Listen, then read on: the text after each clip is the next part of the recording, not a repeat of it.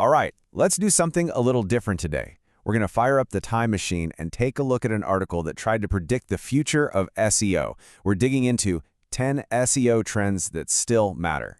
So here's the fun part. The article we're exploring was published way back in February 2019. Now, you got to remember, in the world of search and tech, that's practically a lifetime ago. They were trying to look into their crystal ball and call what was coming next. And that really brings us to the big question for this whole explainer, right? How well did their predictions hold up? And maybe more importantly, what can we learn from what they got right about the things in SEO that just never change? Okay, first up, we have to talk about what I'd call the user-first foundation. Because no matter what new tool or algorithm comes out, it always comes back to the real person typing something into that search box. What I love is that the article immediately smashes together two ideas that are basically two sides of the same coin. First, you have to know your audience. And second, you have to create killer content that solves their problems. You know, it's the classic 1-2 punch of SEO that actually works. And wow, this quote from the article just hits the nail on the head. You could write the most amazing, prize-winning article, but if it's for the wrong people, it's just static. It's not going to do anything for you. Getting the audience right is absolutely everything. So, how do you actually do that? Well, that's where on-page optimization comes in. And it's not some set-it-and-forget-it task. It's this constant process of tweaking and improving your site to make sure you're delivering on that promise of great content for the right user. The article even broke it down into these 6 super practical keys.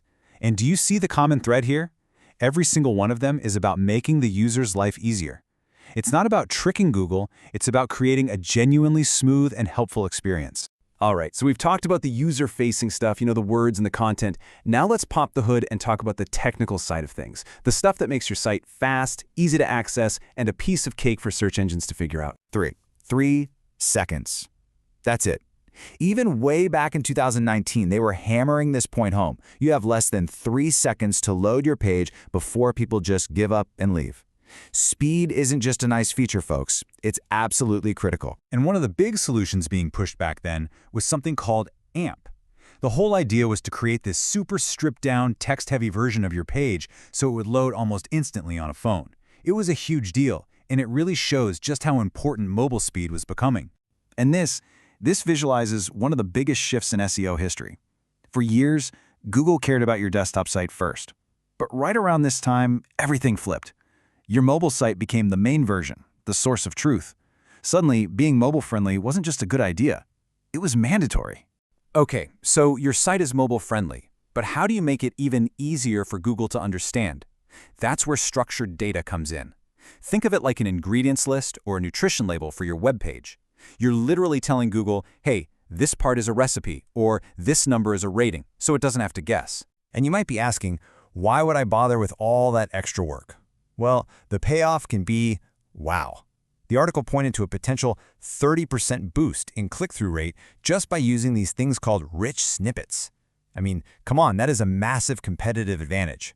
Okay, let's move into the really fun stuff. This is where the 2019 article dusted off the old crystal ball to try and predict where the world of search was actually going. Just look at these numbers. From 2019, 40% of adults and over half of teens were already using voice search every single day. This was a huge deal because it meant people weren't just typing short keywords anymore. They were asking full, natural questions. So, anyone who's been in the SEO game for a while knows the old mantra, right? Backlinks, backlinks, backlinks. They were the gold standard, the ultimate vote of confidence from one site to another. They were pretty much the currency of the internet for a long time. But things were starting to shift. As the article pointed out, search engines were getting way more sophisticated. And this gave rise to a really cool idea: linkless mentions. Basically, search engines were getting smart enough to realize that if people are talking about your brand online, that's a big deal, even if they don't bother to add a hyperlink. It's another way of measuring authority. And the final trend? Well, it's one that has only gotten more true over time: competition. The simple fact was, the online world was getting more and more crowded, and standing out was going to be harder than ever. Boy, were they right about that. So, after our little SEO archaeological dig, what's the big takeaway here? What are the core truths that have managed to survive all this time? Let's boil it all down.